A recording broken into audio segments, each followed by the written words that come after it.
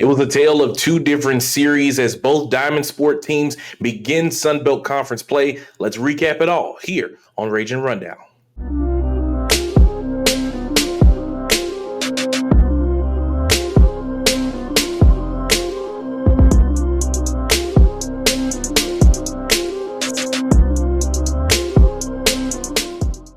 What's good, ladies and gentlemen, and welcome into another episode here on Ragin' Rundown, the show where you will know all things UL sports. I'm your guy, Jamarcus Fitzpatrick, but you know you can always call me Fitz. Before we get going, if you are a subscriber on YouTube, thank you so much. If you're not and this is your first time on the channel, go ahead and hit the bell down below and subscribe. Make sure you like the video, share it, and leave a comment as well. If you're listening, follow the podcast feed, rate the show, and leave us a review because that'll help us get in front of more Ragin' Cajun fans just like yourself. And in today's episode, we will be recapping both Diamond Sport teams as baseball would win their weekend series against South Alabama 2-1, while softball would drop their opening conference series to Southern Miss on the road 2-1 as well. So we're going to begin with the ladies first.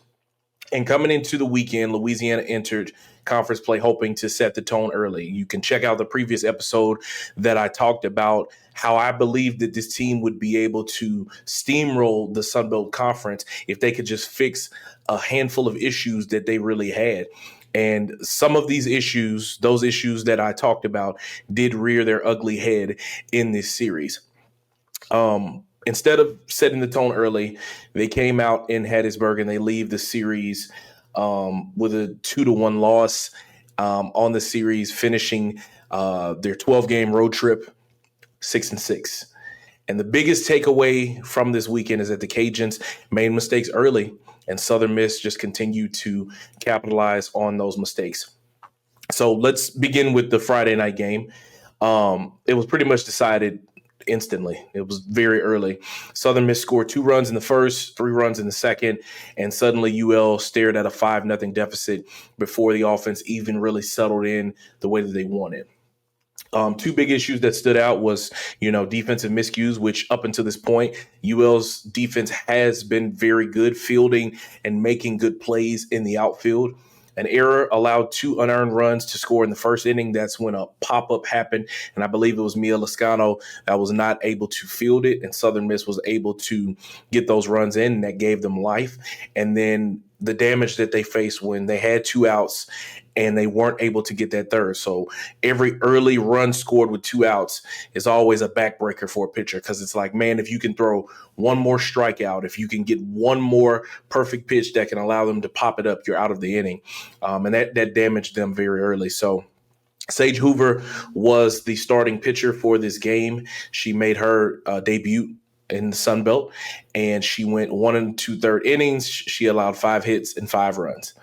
The Cajuns offense also struggled in this one, which is almost something that you would say is an outlier, but it is something that could be seen as a level of inconsistency. Obviously, you're not going to score 9 and 10 runs every single game, but, they seem to really not be able to catch fire early or get it clicking early on.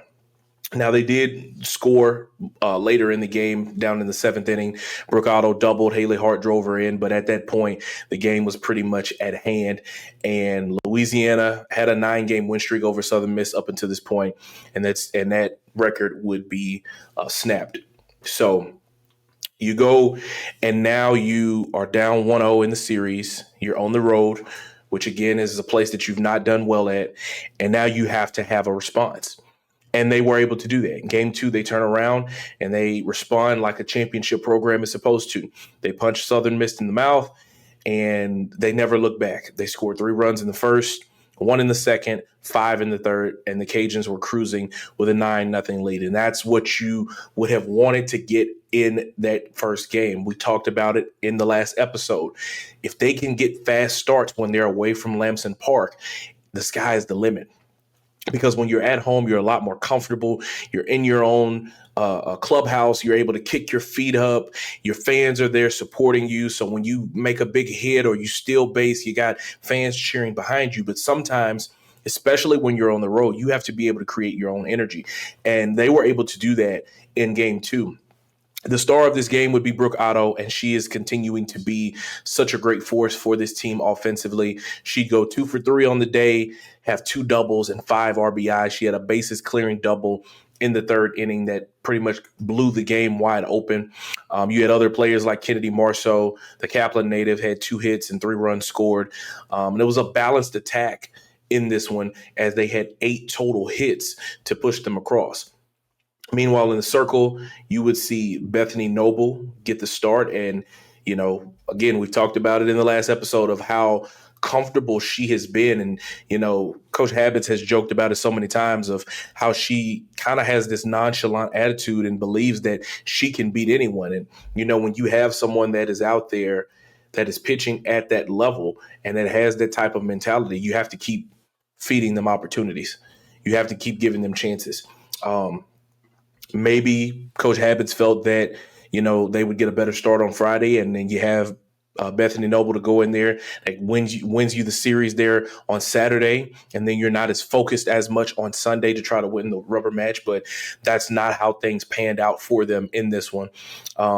Noble in that game too, she would go 4 innings and had 1 unearned run. The Cajuns closed it out with a decisive victory, a 9-1 victory to be able to set up the rubber match on Sunday, which is when I'm recording this episode. And at that point, it really felt like UL was about to seize the momentum, but that momentum did not last. And again, they come out and they had a slow start, or not as slow of a start, but it kind of fizzled out. Right. So you get there to Sunday, you have the rubber match. You've already seen what you were able to do offensively against this team based on what you did in game 2. You come out, top of the first inning, Haley Hart hits a solo home run, and that puts you up 1-0. You're feeling really good because now you're thinking, now we're going to snowball that momentum that we had in game 2 right into winning this series. And now we go back to the crib, and now we get a chance to play against Texas State, and we're rolling. But instead, Southern Miss took control. Second inning, the Golden Eagles hit back-to-back doubles. They scored 3 runs to grab the lead, and then the wheels started coming off. They added 2 runs in the third, 4 runs in the fifth, ending the game early. And Southern Miss took advantage of 4 walks in the third inning. Can't give away freebies. Just once again, like what Coach Habits has talked about before. Bethany Noble once again starts this game, but she had fewer pitches than what she did in the previous one. She goes 1 in the third inning. She gives up 3 runs. Sage Hoover came in relief, and Lexi Delbray was able to finish the game out. And offensively, Louisiana only managed just 4 hits in this one. Mia Lascano went 2 for 2, but outside of the lineup, the lineup really struggled to generate pressure offensively. And it was a game where you really felt like you had an opportunity to do something after building such a giant amount of momentum in the previous game, in game 2, and you just felt deflated by not being able to get it done. So some major takeaways from this series. Obviously, you're now 1-2 in Sun Belt Conference play. And slow starts are your Achilles heel right now.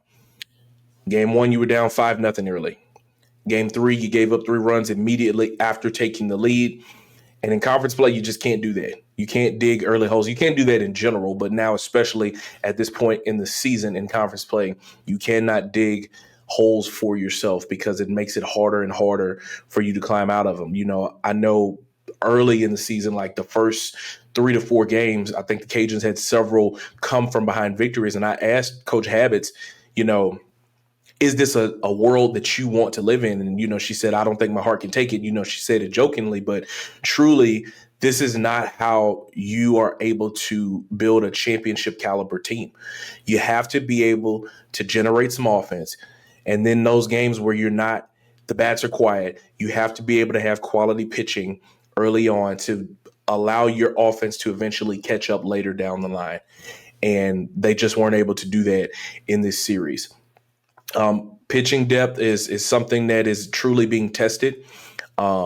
The young ladies that were able to go in and, pitch for you, obviously Bethany Noble starting back-to-back games, Lexi Delbray and Sage Hoover trying to continue to manage their way throughout this season. And they're building through it. But in this series, Southern Miss was able to capitalize on all of the moments when you weren't at your best. Again, you can't give away freebies. Those 4 walks in the game 3 really hurt you and came back to bite you. And that's something that you can't allow. You have to find ways to fill the strike zone. It's easier said than done because there are a lot of factors that go into that. Whether it's the amount of pitches that you've tossed in the weekend, or whether how the ump is calling the strike zone. But that's what great teams figure out how to do. You find a way to get it done. And I still believe that this team can do that. I think that by them being hit in the mouth like this in this weekend, we've talked about so much how great this offense is and how they can be able to steamroll through the Sun Belt Conference if they get some of these issues fixed. But they have to find ways to put themselves in better positions early. And that way, now instead of digging yourself out of a hole, now you're just trying to hold the opposing team at bay.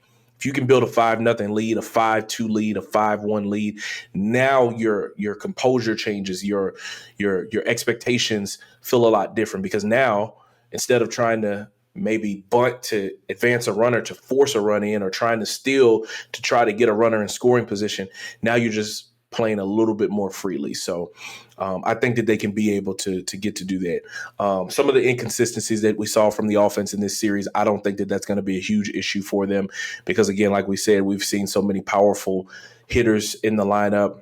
Your Brooke Ottos, your Lily Knoxes, your Haley Harts. There's so many options that you have there that can get runs in scored for you. It's just a matter of manufacturing those runs in the best possible way to get it done. So next up for the Cajuns is getting a chance to come back home finally after being away from Lamson Park for what I believe has been a month, 12 games to be exact for this team. And so now they get a chance to be back in front of their home crowd.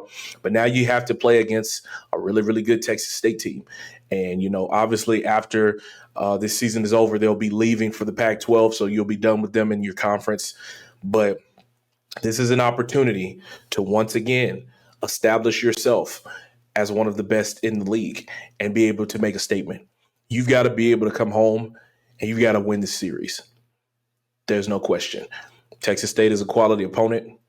They have, great wins against teams this season that we've talked about, and you've got to be able to find a way to get it done. You've got to have better pitching. You've got to be a little bit more consistent offensively. If you got to get out to a fast start, you can't wait. You got to figure out a way to get it done. So we will be keeping our eyes on that series, 3-game series, Friday, Saturday, Sunday. I believe it's the 6, the 2, and the 1 o'clock hole for those matchups. So we'll be keeping our eyes on that. So, guys, I'm now going to take a quick timeout. And when we come back, we're going to shift over, staying in the Diamond Sports, but now we're going to talk a little bit of baseball and their series with South Alabama when we come back here on Ragin' Rundown. Hey guys, thank you so much for sticking with us here on Ragin' Rundown, and we're going to get right into the baseball action. But before we do, please do me a favor, like this video, share it, leave a comment down below, and make sure you're subscribed to the channel as well. If you're listening on the podcast side, follow the feed, rate the show, and leave us a review as well, because that's going to help us get in front of more Ragin' Cajun fans just like yourself. Ragin' Cajuns baseball came into their weekend series against South Alabama, 13-4 on the year. South Alabama, I believe, was 12-5. So 2 really quality opponents going against each other that had non-conference slates that were really, really favorable for them. And they found themselves in a position to set the tone early, and they were able to do it overall in the series. Obviously, game 1 kind of slips away from you. They were able to bounce back after, going through a gritty loss on a Friday night game, and were able to respond later down the line. So again, South Alabama came in, with a great record. Louisiana had a point to prove because of, at this point, they had played a tough schedule, but in conference, that's what really is going to define you, because further down the line, you've got a Southern Miss that's ranked. You've got a Coastal Carolina that's ranked and was in the College World Series. And when you have a crowd like what you had at Russo Park, 4,000 fans on average each night, you were able to have great responses. So they responded like a championship contender in games 2 and 3. But first, it was truly the one that got away. So freshman pitcher Sawyer Pruitt made his Friday night start. It was his first weekend start of his very young career.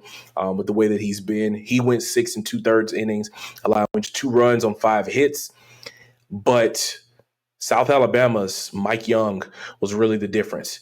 He had a triple in the second, and after the triple happened, you had a throwing error that ruled in a ground rule double that drove him home.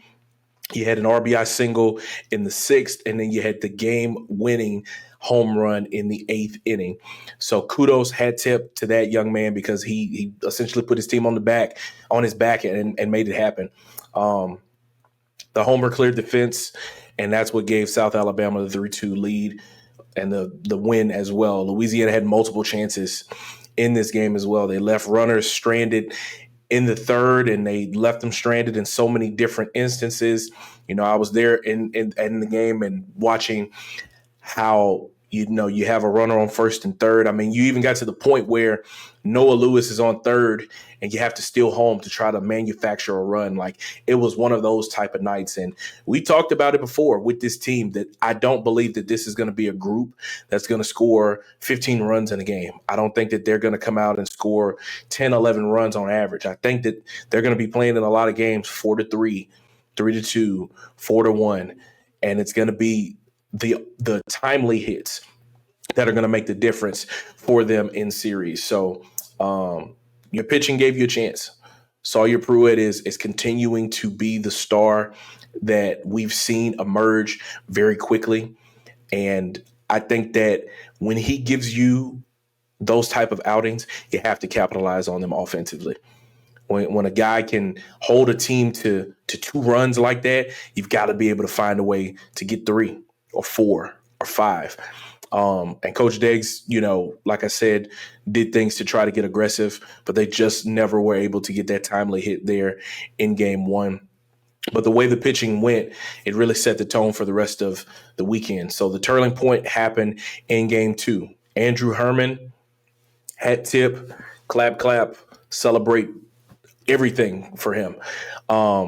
Already with a Sunbelt Pitcher of the Year honor under his belt, I fully expect him to win it again this coming week. He comes out and he delivers another pitching performance that I believe we will be talking about as the best pitching performance of the season when it's all said and done. He gives up a 2-run homer there in the 1st, and then he locks in. From that point on, he retired 17 of the next 18 batters. He threw a complete game, throwing 105 pitches. He had 9 strikeouts and no walks. So now you're saying, all right, I get hit in the mouth, but I respond. And this team has been a team that no matter what the circumstance has been, they found a way to respond. It hasn't always been in their favor in the win and loss column, but ultimately they have responded. I even asked Coach Deggs about it that Friday night, how important it was going to be for his team to respond. And, he said, it's one game. We're going to take it one game at a time.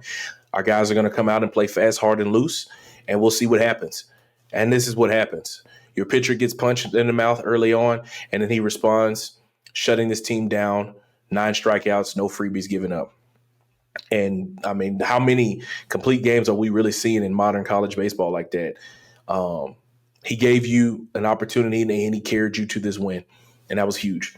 Some key moments that happened in this game. You were tied at 3 in the 8th inning. Freshman Colt Brown, my goodness, continues to come up big. He doubles to start the inning. You have a sac bunt that moved him to 3rd, and then Blaze Rodriguez hit a ground ball to short. The throw at the plate was late. Brown slides home, and the Cajuns had the lead. Herrmann closed the door shut in the 9th. Cajuns win 4-3. Series tied, and now the momentum has completely flipped. On top of the pitching that you've had, the quality pitching that you've had young freshmen that have been able to step up in big moments and have played bigger than their age, right? Jose Torres has been down with a knee injury throughout this season. You put Colt Brown behind the dish, and he's been quality for you, not just, defensively, but also with his bat as well. Chase Morgan has been dealing with a back and has been out for quite some time. And Sawyer Pruitt steps up on the bump and has become a Friday night starter for you. Blaze Rodriguez has started for you at shortstop from day one. Noah Lewis has worked his way into the lineup and is out there defensively in the outfield. This freshman class, man, has continued to be special, and they have lived up to a lot of the hype that they had coming into this preseason. And then finally, you get to game 3 on Sunday. Cajuns are able to pick up a 3-1 win. Sunday, it's J.R. Tollett that gets the start. The junior right-hander delivered 7 strong innings for you, so he was able to extend well for you. 3 hits allowed, 1 run, 6 strikeouts. South Alabama scored in the first inning, and after that, it was pretty much nothing. UL shut them down the rest of the game, and the offense responded immediately. So, again, they're down 1-0. Drew Markle triples to tie the game. Rigoberto Hernandez follows with an RBI single to drive him in.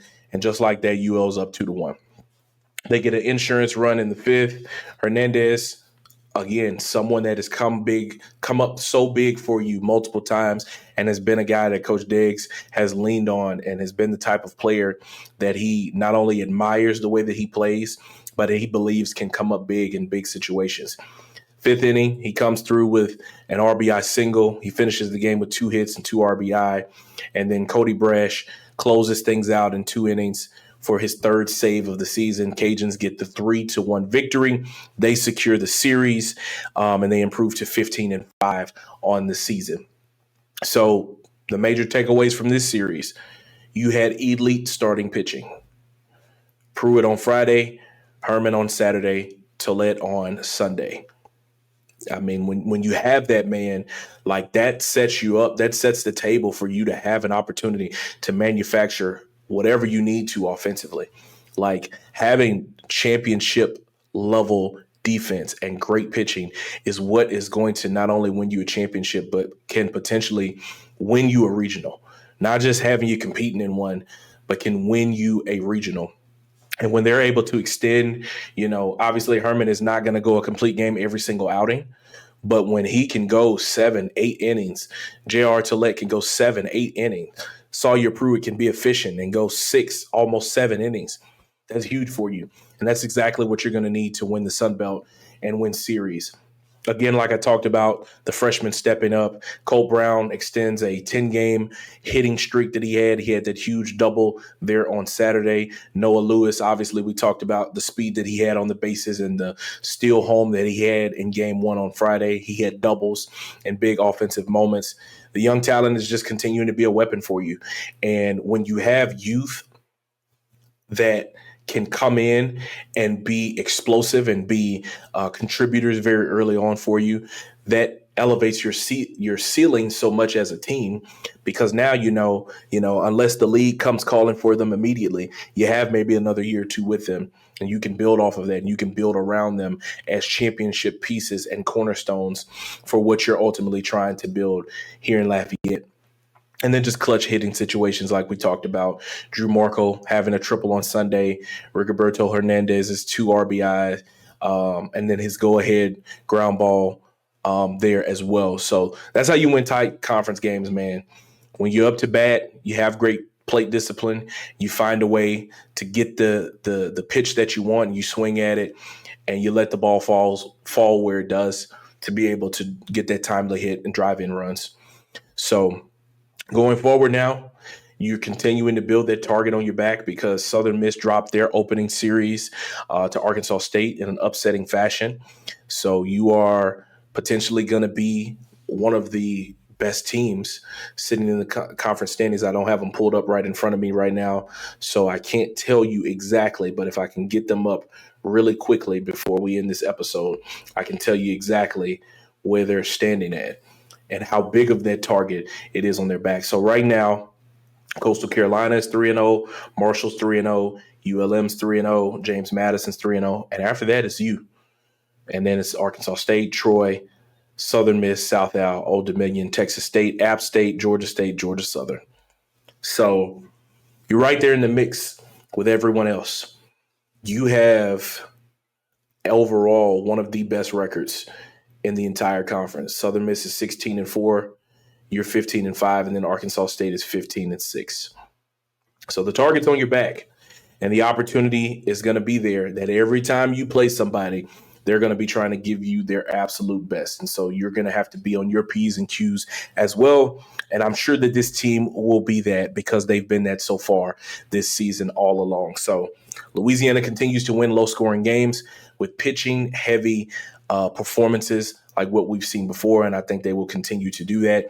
So next up, they're going to do the Texas two-step as they will have a midweeker against Houston, and then they have the conference series against Texas State, who, like I mentioned, is currently 0-3 in conference play, but is 12-7 overall on the season. So we'll be keeping our eyes on that series as well. So Cajun softball drops their series opener in conference play, while baseball wins the Sun Belt opening series against South Alabama. Guys, that's going to wrap up this episode of Ragin' Rundown. If you've made it to this point in the video, thank you so much. Please do me a favor. Like this video, share it, leave a comment down below, but most importantly, make sure that you're subscribed to this channel so you know when we're dropping the next episode. If you're listening, follow the podcast feed, rate the show, leave us a review because that'll help us get in front of more Ragin' Cajun fans just like yourself. I'm your guy, Jamarcus Fitzpatrick. We'll see you guys next time.